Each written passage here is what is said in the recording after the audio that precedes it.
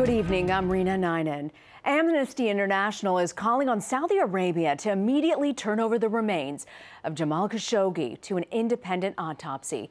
The human rights group says that the Saudi government's new explanation that the U.S.-based journalist died after a fistfight in the Saudi consulate in Istanbul is not credible.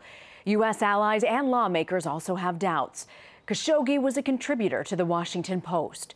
The newspaper's publisher today called the Saudis' changing story a cover-up and a face-saving solution to an atrocity that appears to have been directed by the highest levels of their government. More now from Holly Williams in Istanbul. It was around 1 o'clock in the morning local time when Saudi Arabia finally changed its story, admitting after nothing but angry denials that veteran journalist and Washington Post columnist Jamal Khashoggi had died inside the Saudi consulate in Istanbul, Turkey. He walked in, apparently to get some official paperwork on October 2nd, and was killed, according to the new Saudi account, after getting into a fight and a quarrel. 18 Saudi nationals have been arrested by their government and several officials have been fired, including the former deputy head of intelligence, Ahmed al-Asiri, thought to have been close to Saudi Arabia's powerful crown prince, Mohammed bin Salman. But Saudi Arabia's new version of events has left many deeply unconvinced, including Khashoggi's longtime friend, Turan Kışlakçı.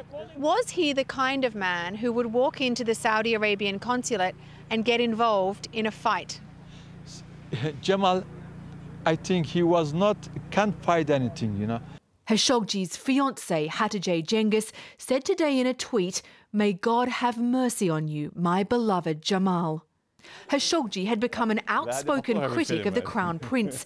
He'd been living in self-imposed exile in the US since last year over fears for his safety.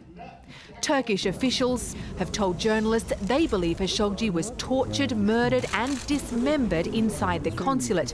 And many will suspect the prince is more culpable than the Saudi government is admitting.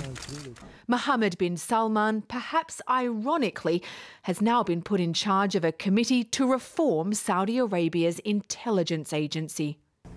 There's still no official word on what the Saudis did with Jamal Khashoggi's body. Rena. Holly Williams in Istanbul. Thank you, Holly.